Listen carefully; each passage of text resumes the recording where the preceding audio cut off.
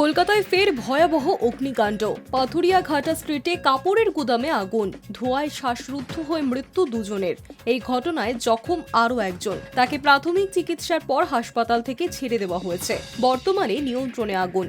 কিভাবে ওই কাপড়ের গুদামে আগুন লাগলো তা এখনো স্পষ্ট নয়, খতিয়ে দেখছে দমকল। রবিবার গভীর রাতে ৬৫ নম্বর পাথুরিয়াঘাটা স্ট্রিটের ওই কাপড়ের গুদামে আগুন লেগে যায়। মুহূর্তের মধ্যেই কালো ধোঁয়ায় ঢেকে যায় গোটা এলাকা। আগুনের তীব্রতা বড় আকার ধারণ করে। খবর পেয়ে ঘটনাস্থলে পৌঁছয় দমকলের 10টি ইঞ্জিন। যুদ্ধকালীন তৎপরতায় শুরু হয় আগুন নেভানোর কাজ।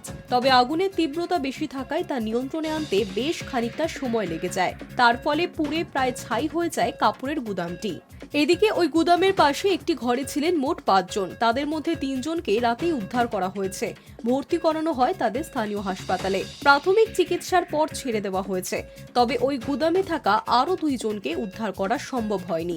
সোমবার সকালে অচৈতন্য অবস্থায় 2 জনকে উদ্ধার করে স্থানীয় হাসপাতালে নিয়ে যাওয়া হলেও শেষ রক্ষা হয়নি। চিকিৎসকেরা জানিয়েছেন ধোঁয়ায় দম বন্ধ হয়ে মৃত্যু হয়েছে 2 জনের। জানা গিয়েছে মৃতরা হলেন কৃষণ লাল উপাধ্যায় এবং সুনীল শর্মা। তারা দুজনেই ভিন রাজ্যের বাসিন্দা, সেবাইদের কাজ করতেন। তবে কিভাবে ওই কাপড়ের গুদামে আগুন লাগলো তা এখনো স্পষ্ট নয়। ওই গুদামে আদৌ অগ্নি নির্বাপন ব্যবস্থা যথাযথ ছিল কিনা তাও খতিয়ে দেখা হচ্ছে। Hi news network.